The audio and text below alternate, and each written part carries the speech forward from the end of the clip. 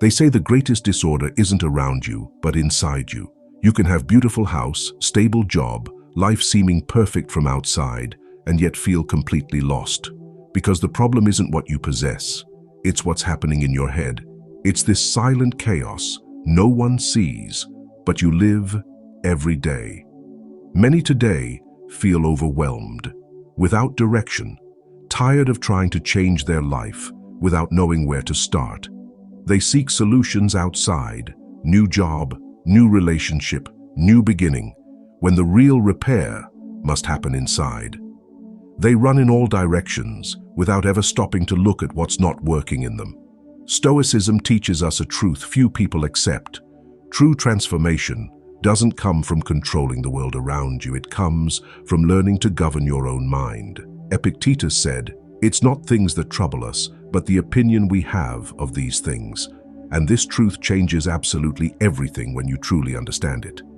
If you manage to direct your attention to what you can control, silence mental noise, act calmly amid chaos, you'll start feeling something profound. Internal order. Order depending neither on money, nor success, nor others. Order depending only on you. That's where true freedom begins. Today, I'll share with you 8 Stoic practices that can help you rebuild your life from inside out. These aren't abstract theories. They're concrete actions, real tools, transforming confusion into clarity, chaos into direction, and weakness into strength. If you apply these 8 practices with consistency, you'll stop surviving like the majority and start living with the power of those who truly understood. Before continuing, I invite you to do something symbolic. Go down to comments and write this phrase: "I choose to repair my life from within." Do it as an act of commitment to yourself. Because by writing it, you're not just leaving words, you're making declaration of intention. You're reminding yourself change doesn't start in external world, but in your mind, in your attitude, in your way of responding to life. Write it with conviction, like someone planting a seed they commit to growing. Stay with me until the end, especially for last lesson, giving you concrete action plan to apply starting today. Let's begin. Lesson 1. Clean up your mind. We live in an era where your attention is the most stolen resource. It's not money or time escaping you most. It's your capacity to be truly present. You jump from one notification to another, from one thought to another, as if your mind were battlefield without rest. And every time you give in to distraction, you lose part of your inner strength. Your mind probably resembles a room where no one's cleaned for years. Thoughts accumulating in every corner. Worries lying everywhere. Regrets piled on fears. Abandoned projects mixed with forgotten dreams. And you try living in this chaos, hoping it'll arrange itself. But it never arranges itself. Mental disorder doesn't disappear by magic. It grows. It accumulates.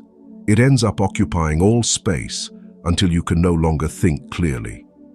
Marcus Aurelius wrote, "The soul is dyed the color of its thoughts." If your thoughts are fragmented, your life will be too. If your mind is landfill, your life will resemble landfill. It's that simple. Your life's quality depends directly on your mental space's quality. The problem isn't only external stimulations, noise, screens, chaos around you. The real enemy is inside. It's constant preoccupations, thoughts jumping from what if to I should have.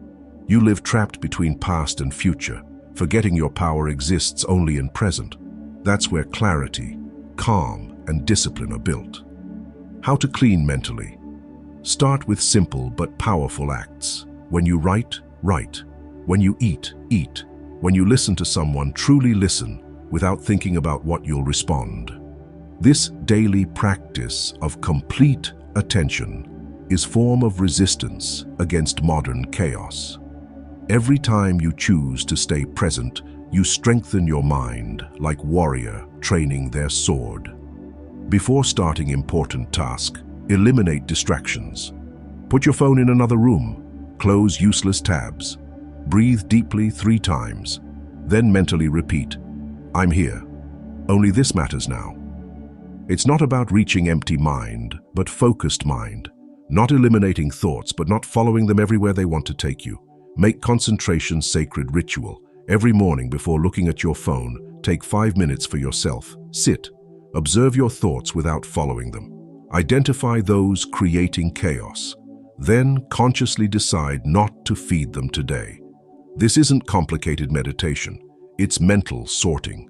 You look at what enters your mind and decide what stays and what leaves. And when your mind starts wandering because it will, remember this. Every time you return to present, you train your freedom. Mental cleaning doesn't perfect in one day, but every day you choose to concentrate, you advance one step toward stronger, more stable, more conscious mind. If you're ready to clean your mind and take back control of your attention, go to comments and write, "I clean up my mind today." Because the day you decide to clean inside is the day everything starts changing outside. Clear mind is foundation of everything else. Lesson 2. Recover your inner peace. You seek peace in wrong place. You think you'll be at peace when you have more money, when you find right person, when you have that dream job, when people finally respect you, when circumstances are perfect. But this peace never arrives, because you seek it outside when it only exists inside. Look around you. Rich people are miserable. Coupled people are tormented. Famous people are empty and lost. They have everything you think you want, and yet they don't have peace. Why? Because peace doesn't come from circumstances. It doesn't come from what you possess or who surrounds you. It comes from what you cultivate inside. Marcus Aurelius, most powerful man in the world in his time, meditated every day to cultivate his inner peace. He had all power, all wealth, all glory anyone could desire. And yet, he knew without inner work all that was worth nothing. He wrote, "Nowhere can man find quieter retreat than in his soul." Your peace is already there, inside you. You simply covered it with noise, desires, expectations, fears, and conditions. The problem is, you've conditioned your peace. "I will be at peace when..." That sentence is a deadly trap. It always pushes peace to tomorrow, and tomorrow never truly comes. You reach one goal and immediately create another. The finish line keeps moving further away. How to recover your peace? First step, stop conditioning your peace. Decide now, today, in this instant, your peace no longer depends on anything or anyone. Neither on your bank account, neither on others' opinions, neither on your efforts' results. Your peace belongs to you, and no one can take it without your permission. Second step, every time you feel your peace threatened by external circumstance, ask yourself this question: is this situation under my control? If yes, act to change it. If no, accept and let go. Resisting what you can't control is source of almost all your suffering. Third step, practice daily anchoring. When chaos invades you, when you feel tension rising, stop immediately. Take 3 deep, slow breaths. Feel your feet on ground. Look around and name 5 things you see. Then remind yourself, my peace doesn't depend on that. My peace is inside. Seneca wrote, "True happiness is to enjoy present without depending anxiously on future." Your peace exists now, in this breath, in this precise instant. It doesn't need something to change. It needs you to recognize it. It's daily training, not unique realization. You'll lose your peace 100 times per day at first. That's normal. But every time you consciously recover it, you strengthen your capacity to maintain it. Over time, you'll become like rock in middle of storm. If you're ready to recover your peace and stop seeking it outside, go to comments and write, "My peace comes from within, not from outside." Because the day you understand your peace depends on nothing, and no one, is the day you become truly invincible. Lesson 3. Strengthen your mindset. You can't aspire to have strong mind living in weak body and victim mentality. The Stoics knew this well. For them, training, whether physical or mental, wasn't vanity or luxury. It was way to forge character, consistency, and will. It was necessity for living dignified life. Today, many want unshakable mind, but they avoid all effort. They want calm without discomfort, strength without pain, clarity without sacrifice. They want results without paying price. But there's no resilience without resistance. There's no strength without challenge. There's no growth without discomfort. Every time you voluntarily impose challenge on yourself, you send powerful message inside. I have control.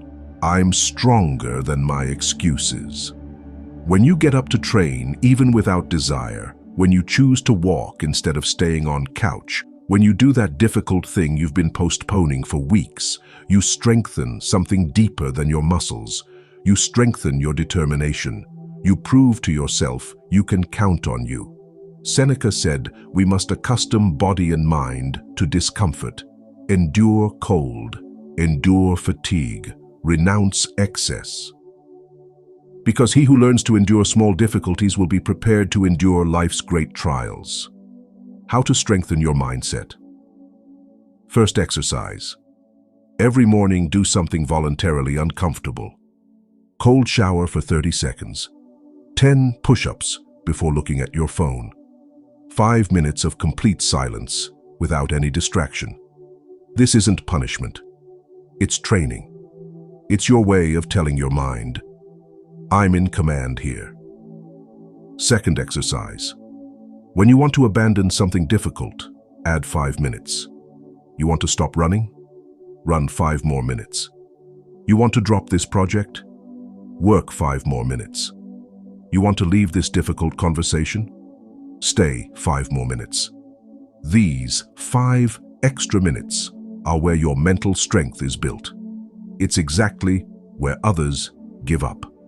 Third exercise. Identify your current greatest mental weakness. Procrastination, fear of rejection, inability to say no, constant need for approval. For next 30 days, face this weakness every day with small, concrete action. If you procrastinate, immediately do first task on your list. If you fear rejection, ask someone for something every day. Marcus Aurelius wrote, "What stands in the way becomes the way." Obstacles aren't there to stop you. They're there to strengthen you. Every difficulty you go through adds layer to your mental armor. Every overcome challenge proves you're capable of more than you thought. Active body supports awakened mind. When body is strong and disciplined, thoughts naturally order themselves. Well-directed physical fatigue cleans anxiety like nothing else. Constant movement extinguishes mental noise. It's not about seeking physical perfection, but functional strength. Not having body to show others, but body supporting you when life becomes difficult. If you're ready to strengthen your mindset and leave your comfort zone, go to comments and write, "I choose discomfort to become stronger." Because the day you start voluntarily seeking challenge is the day you stop being slave to your excuses and become master of your life. Lesson 4. Master your thoughts. Your thoughts control you. You believe you're in command, but observe closely what really happens. Negative thought arrives and your mood instantly changes. Worry surges and your entire day is ruined. Painful memory appears and you suffer for hours, sometimes days. You're like boat without captain, tossed by every mental wave arriving. You're not master of your mind. You're its prisoner. And this prison, you built it by believing every thought crossing your consciousness. The problem isn't having negative thoughts. Everyone has them. Human brain is programmed to anticipate threats and generate pessimistic scenarios. The problem is automatically believing every thought crossing your mind, identifying with it, letting it dictate your emotions and actions without any filter, without any examination. A thought isn't fact, it's just a thought. Temporary mental production passing like cloud in sky. You're not obligated to believe it. You're not obligated to follow it. You're not obligated to obey it.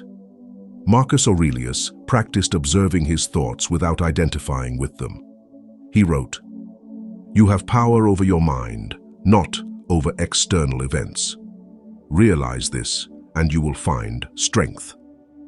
This power is seeing your thoughts for what they are, temporary mental productions, rather than absolute truths about yourself or world. How to master your thoughts. First step, observe without following. Imagine your thoughts like clouds passing in sky. Some are dark and threatening, others are light and peaceful, but none is permanent. All pass.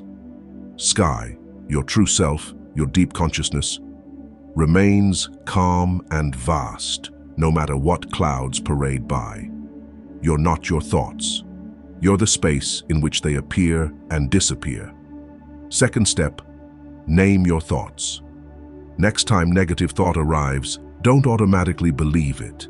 Create distance by naming it. Tell yourself, there's a fear thought passing, or there's the thought I'm not good enough returning. This simple naming changes everything. You go from I'm anxious to I'm observing anxious thought. You're no longer victim. You become observer. Third step, question your thoughts rigorously. Ask yourself, is this absolutely true? Am I 100% certain? What concrete and verifiable evidence do I have? Most of your negative thoughts don't survive honest examination. They're based on assumptions, fears, exaggerations, generalizations. Fourth step, choose alternative thought. If your automatic thought is I'll fail, consciously choose I'll do my best and learn from result, whatever it is. If your thought says everyone judges me, replace it with people think about themselves much more than they think about me. Epictetus taught, it's not things that trouble men, but opinions they have of these things. Your suffering comes from your thoughts about events, not events themselves.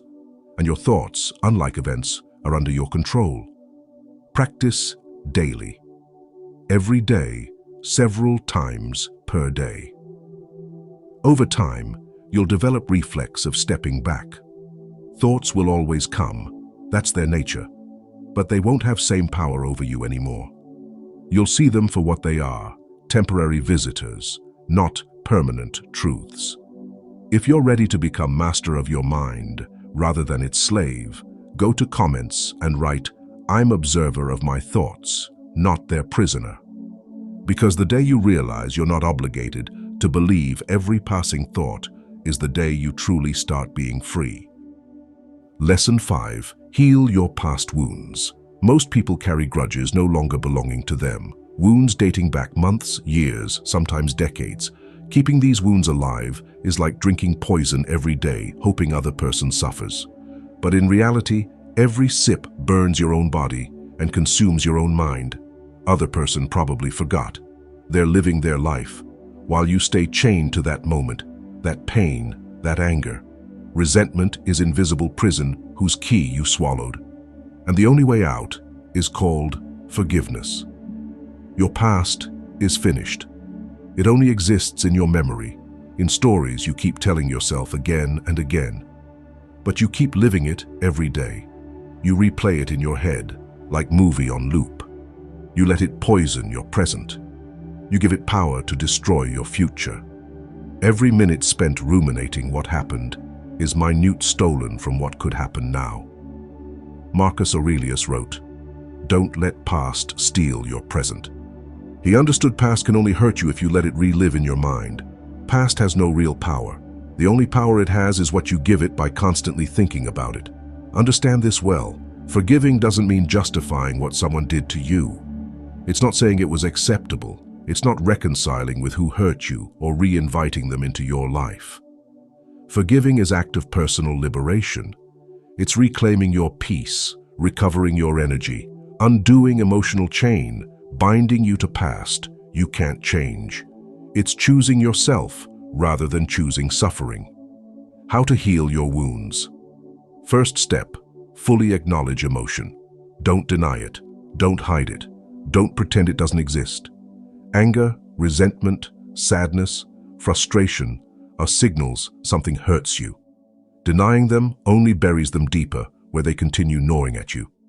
Name what you feel. I'm angry. I feel betrayed. I was hurt. Second step, Remember, offense is already past. It belongs to moment no longer existing. It can no longer be modified, no matter how much you think about it. Insisting on mentally reliving it only keeps you prisoner of bygone moment. Past is ghost you feed with your attention. Third step, consciously decide to free yourself.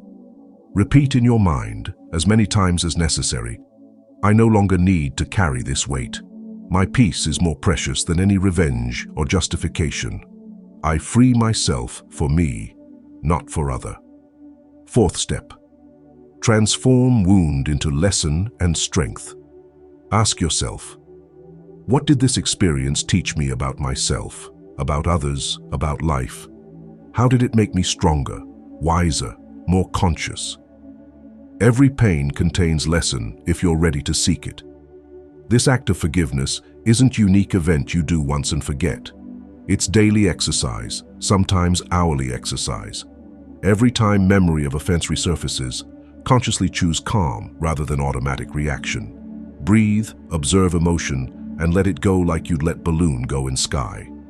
Epictetus, who lived slavery and abuse, never let his past define his future. He transformed his suffering into wisdom he shared with the entire world. His wounds became his greatest strength. Remember, waiting for apologies is waiting for someone else to give you what only you can reclaim. Every act of forgiveness is act of power, act of love toward yourself. It's not weakness, it's greatest strength. If you're ready to heal your past and free yourself from these invisible chains, go to comments and write, I release my past to fully live my present. Because the day you stop carrying weight of what happened is the day you finally have free hands to build what comes. Lesson 6. Cultivate daily discipline. Many have great ideas, but few transform them into concrete actions. Most live trapped in invisible trap, that of eternal preparation. They plan, research, adjust, perfect, but never really start. They wait for perfect moment, ideal mental state, adequate conditions, divine inspiration. Without realizing it, time escapes and fear disguises itself as prudence. Truth is simple and hard. Perfect moment doesn't exist. It will never exist. If you wait to be ready, you'll wait your entire life. The Stoics knew this well. Marcus Aurelius wrote, "We don't need more time, but more decision." Epictetus taught we're not judged by what we say we want to do, but by what we actually do. Stoicism isn't philosophy of words, but philosophy of action. Motivation is lie you tell yourself. It comes and goes like waves. It's there when everything's fine, when sun shines and you feel strong. And it disappears exactly when you really need it. When it's difficult, when you're tired, when things don't go as planned. Building your life on motivation is building house on quicksand. How to cultivate discipline. First principle: imperfect action beats perfect intention. Always. Imperfect action executed today is worth infinitely more than 1,000 brilliant intentions kept for when I have time or when I'm ready. Every time you postpone, you strengthen internal enemy, inertia. And inertia is only defeated by movement. Second principle: start ridiculously small. If you want to meditate, start with 1 minute, not 10. 1. If you want to exercise, start with 5 minutes. If you want to write, start with 1 sentence. Make first steps so easy, so tiny, you absolutely can't say no. Goal isn't accomplishing something huge. Goal is starting. Rest will follow. Third principle: create non-negotiable morning ritual. Every morning, before looking at your phone, before reading your messages, before losing yourself in external world, write one single concrete action that, if you accomplish it, will give meaning to your day. Just one. Then do it. That's your day's victory. And every victory builds your character, your confidence, your direction. Fourth principle: never rely on your emotional state. Disciplined people aren't more motivated than you. They simply understood fundamental secret.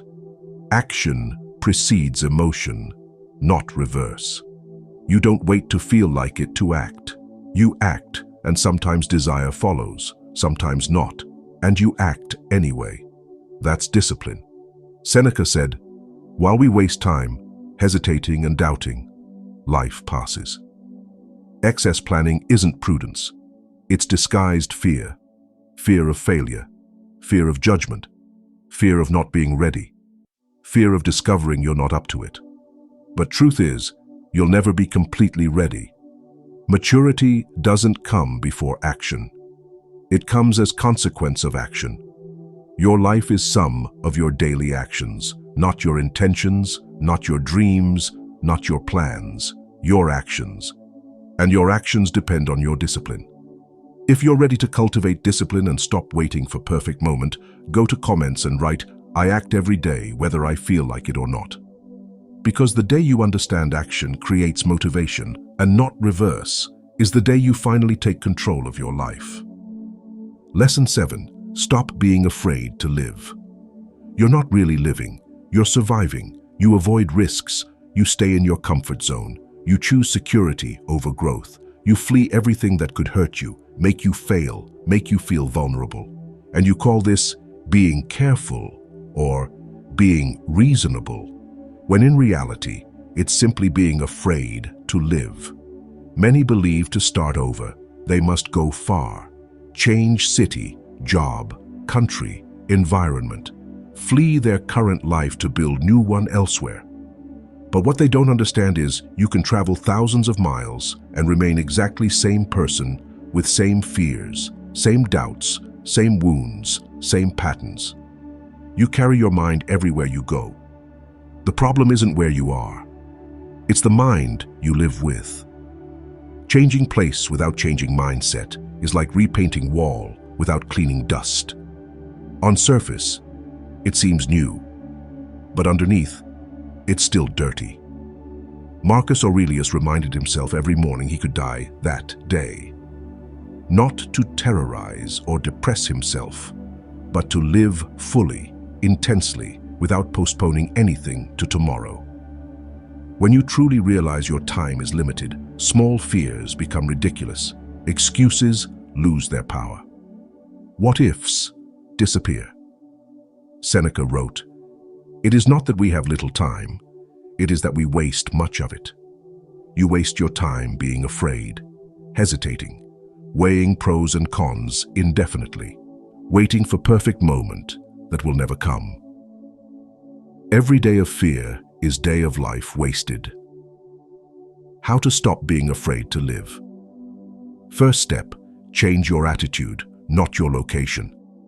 True transformation begins when you stop asking, "Where would I be better?" and start asking, "Who must I become here and now?" Wise Stoic can be anywhere and keep their peace, because their peace doesn't depend on landscape. Second step, observe your automatic reactions. Every time you blame your environment, your circumstances, others, you renounce your power. It's not city, nor people, nor work, nor economy limiting you. It's interpretation you make of what you live, and this interpretation, you can change it. Third step, use every difficult situation as training. If something irritates you, breathe and ask yourself why. If someone disappoints you, observe what part of you expected something different.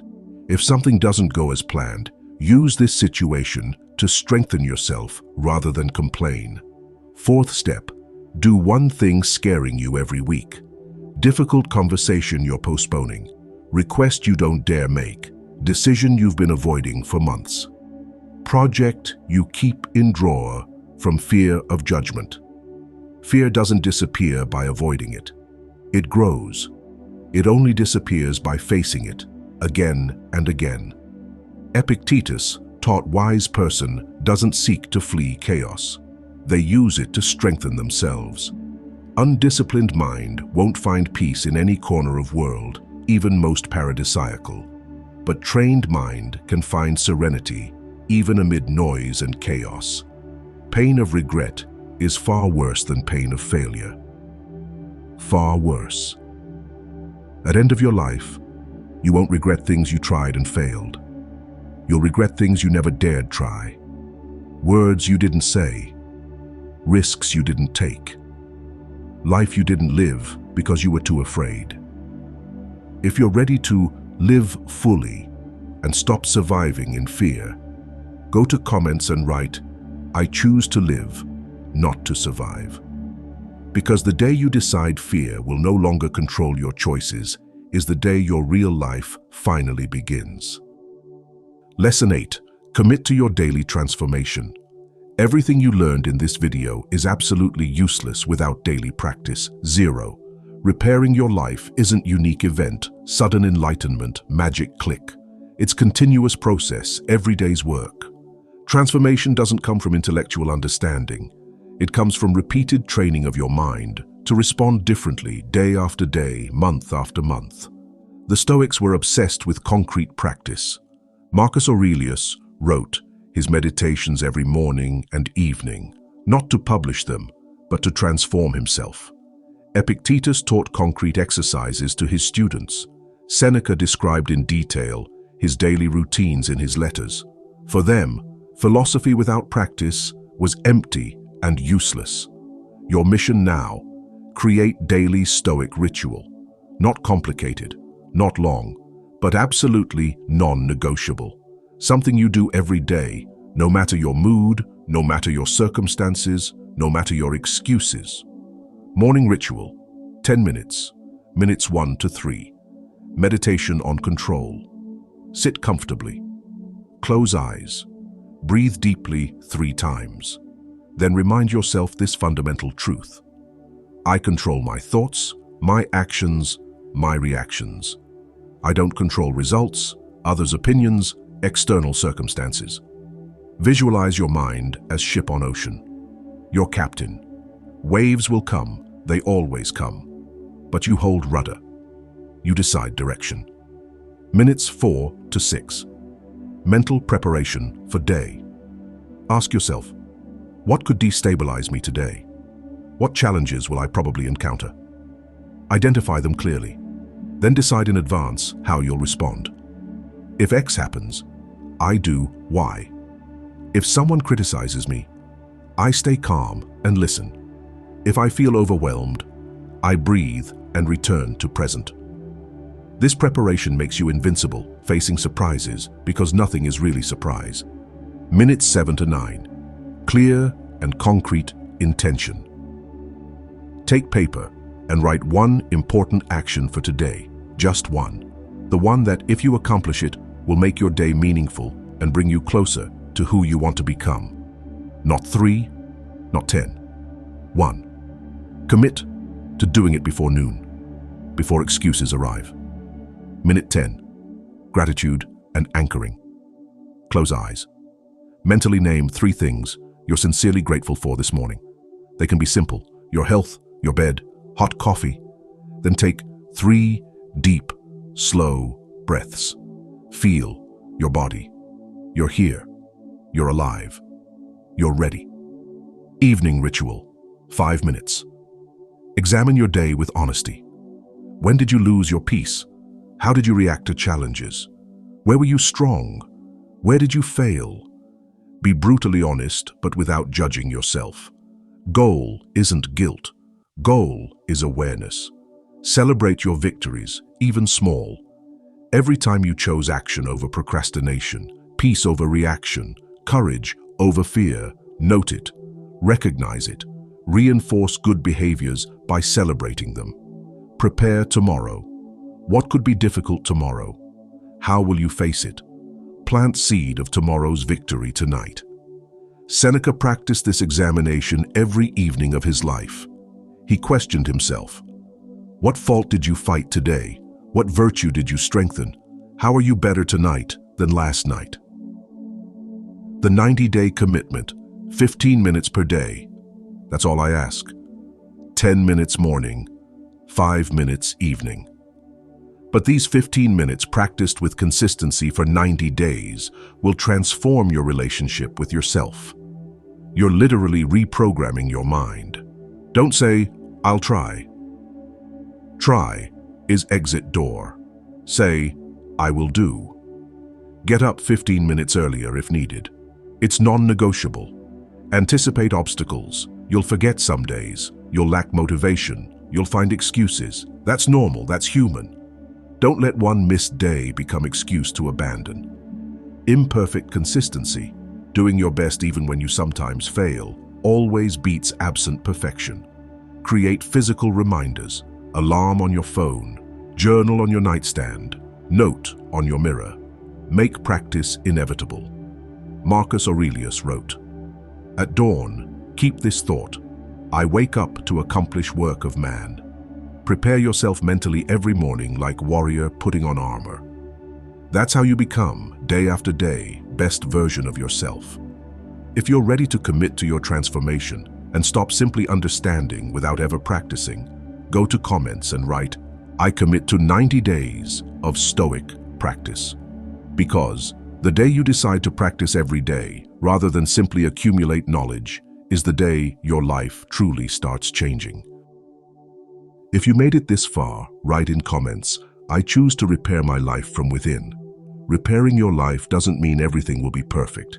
It doesn't mean you'll have no more problems or challenges. It means you'll learn to live with intention, with strength, with clarity, even when chaos knocks at your door.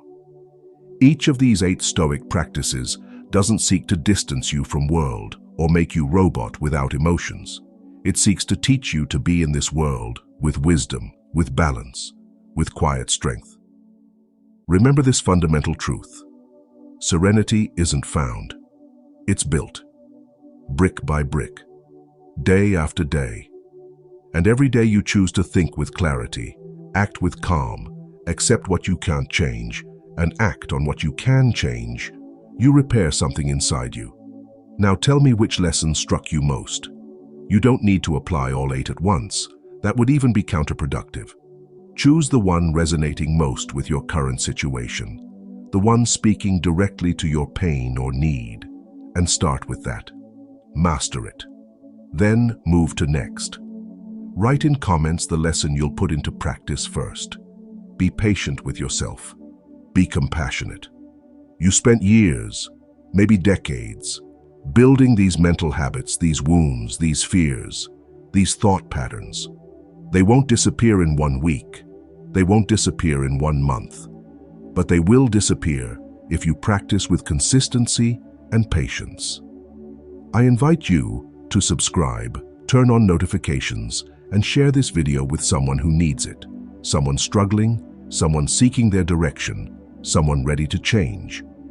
Come back here when you need reminding who you truly are and what you're capable of. See you in next video, my friend. And remember, you don't need life to change to be at peace. You don't need circumstances to be perfect. You just need to learn to be at peace while life changes around you. That's true power.